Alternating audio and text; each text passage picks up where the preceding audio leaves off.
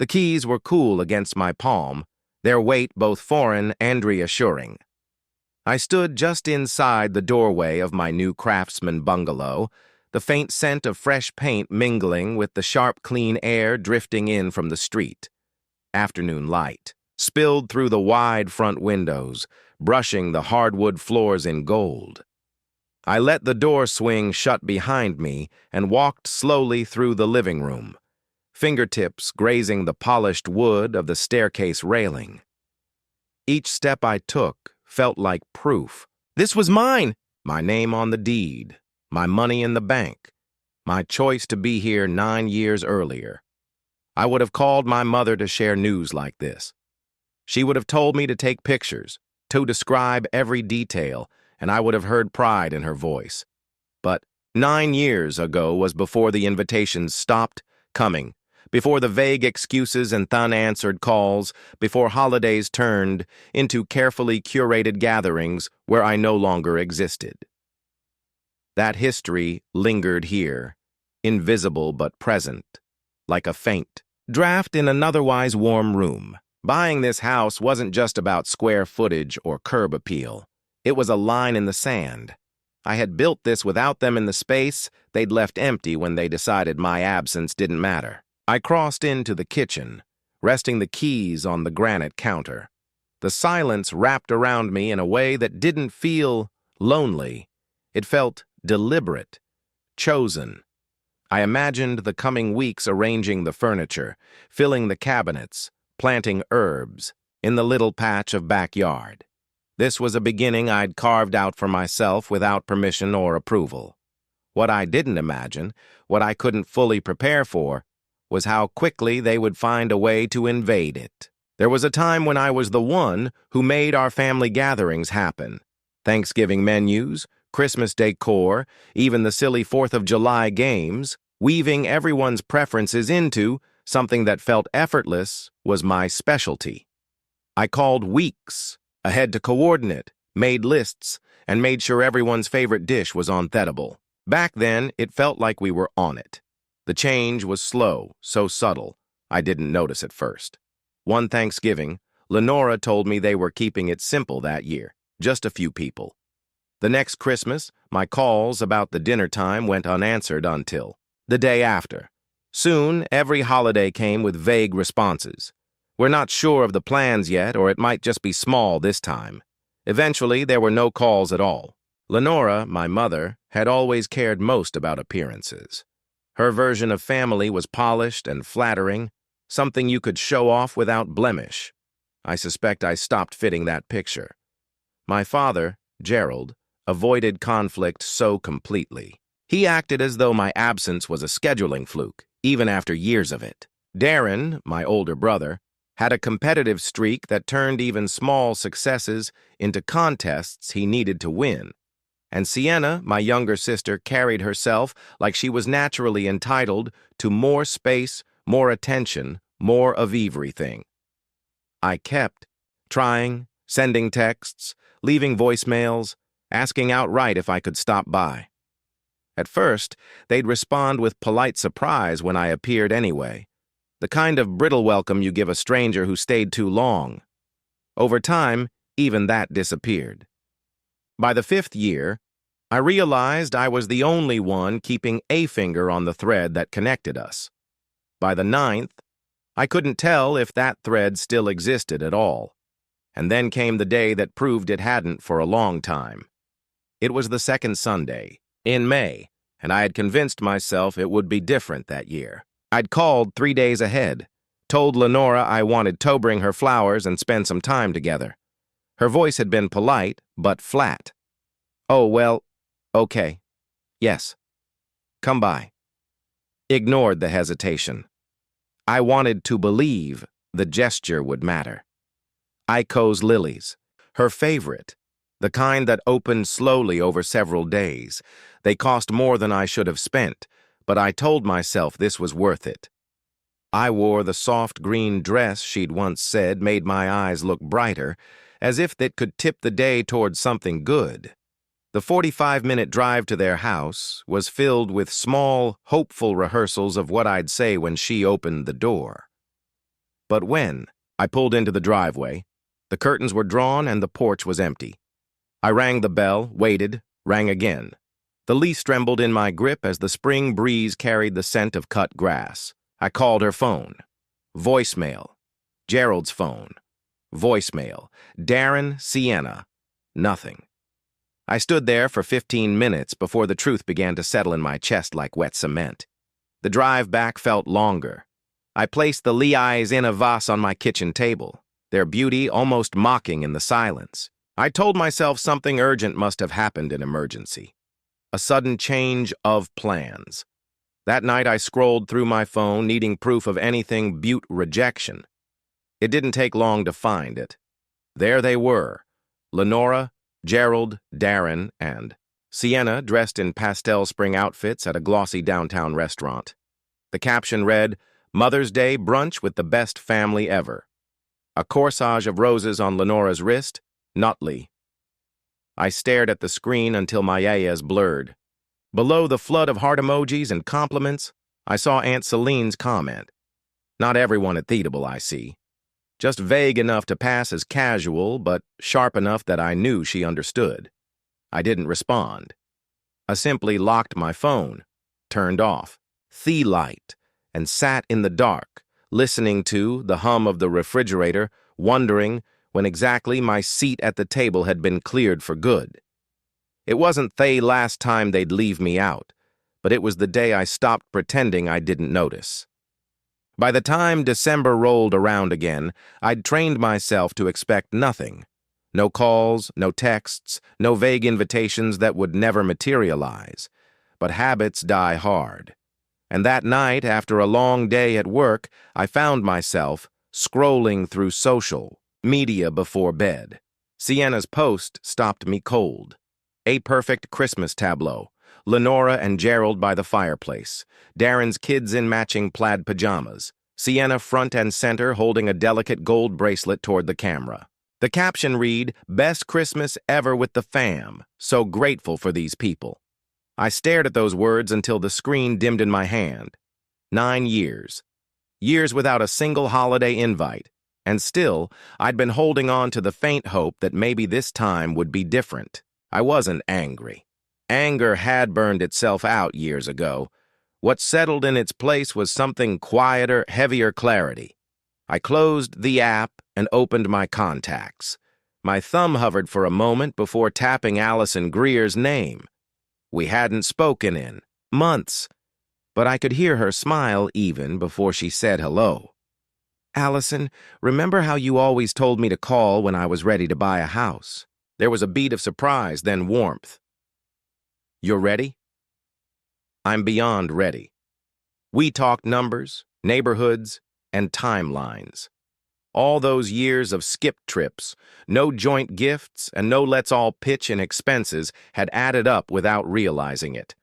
They'd funded my freedom. When we hung up, I sat back on my couch. The quiet around me suddenly different. Not the emptiness of being left out, but the stillness of standing at the start of something I controlled entirely. The next morning, I woke with a list in my head and a steadiness in my chest I hadn't felt in years. I was done waiting for an invitation. It was time to open my own door. House hunting turned out to be less intimidating than I'd imagined. Allison moved quickly, lining up showings in neighborhoods that matched my budget and my need for quiet. With no vacations, no group gifts, no endless family contributions over the years, my savings were better than I'd realized. The irony wasn't lost on me. Every holiday I'd been excluded from had quietly built my escape fund. We saw a few contenders' places with charm, but no soul or good bones buried under decades of neglect. Then one gray Saturday morning, Allison unlocked the door to Asmal Craftsman, bungalow on a tree-lined street. The moment I stepped inside, I felt it. Sunlight streamed through wide windows, warming the honey-cold floors. The living room flowed into a kitchen with gleaming counters and enough space for me to cook without feeling cramped. 2 bedrooms upstairs, one for sleeping, one for an office. Out back, A small patio framed by climbing roses and just enough yard to plant herbs in the spring. "This is it," I said, before we'd even finished the tour. I put in an offer that afternoon. It was accepted the next day. Within weeks, the paperwork was signed. The keys were mine, and I stood in that same bright kitchen with boxes stacked against the walls. That first night, I didn't unpack much.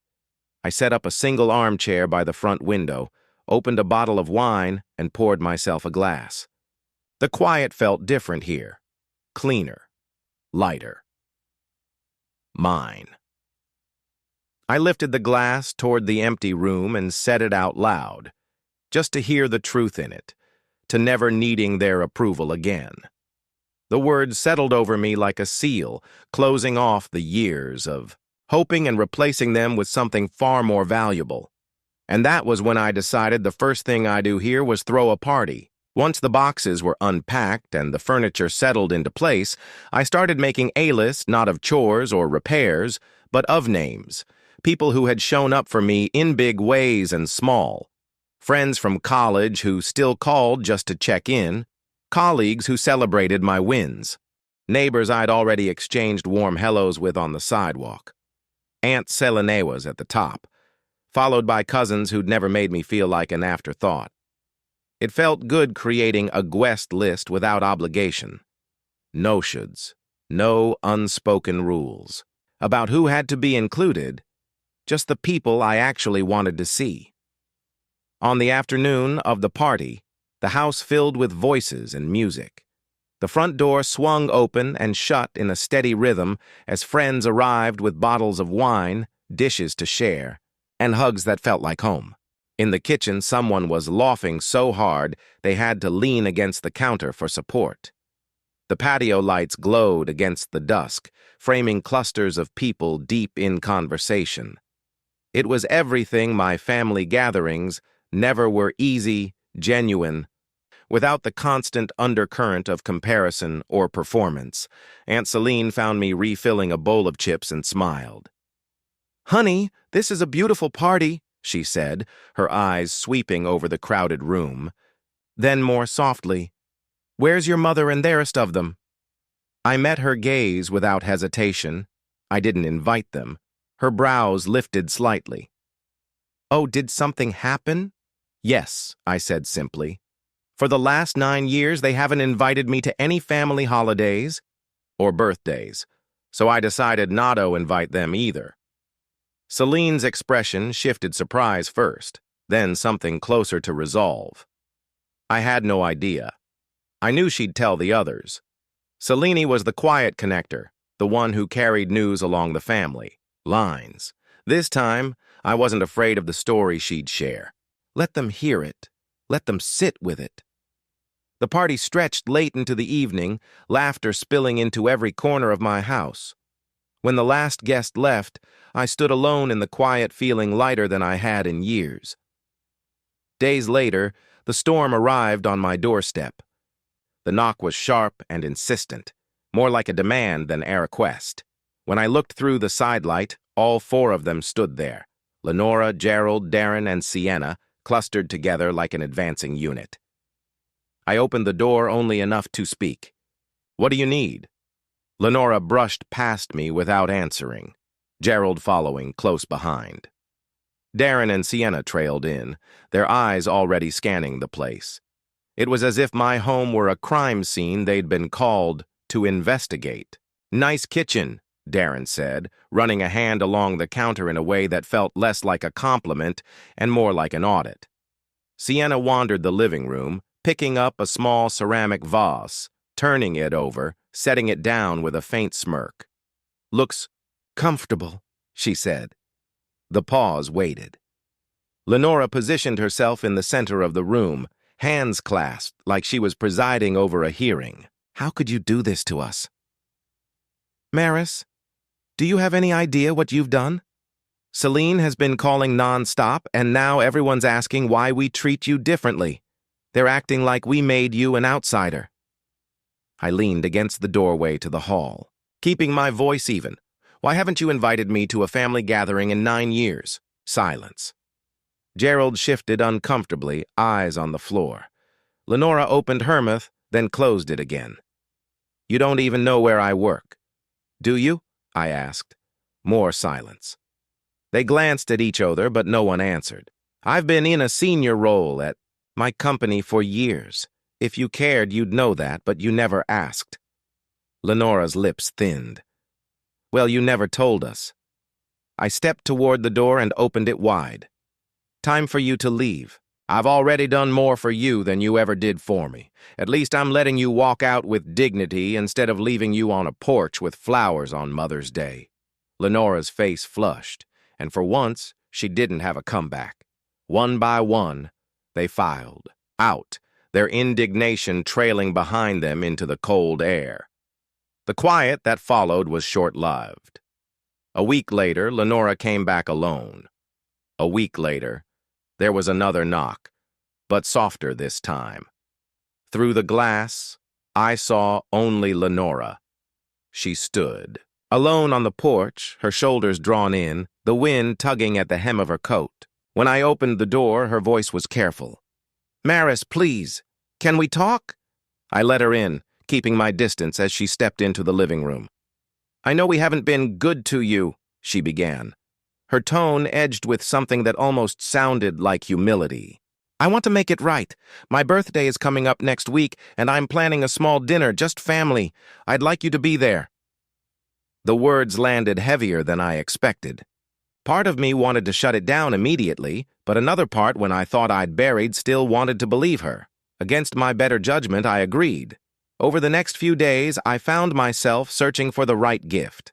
I settled on a silk scarf in a deep teal with delicate silver threads woven through, elegant but understated, the kind of thing she could wear without feeling self-conscious. It cost more than I planned, but I told myself it was worth the gesture. 3.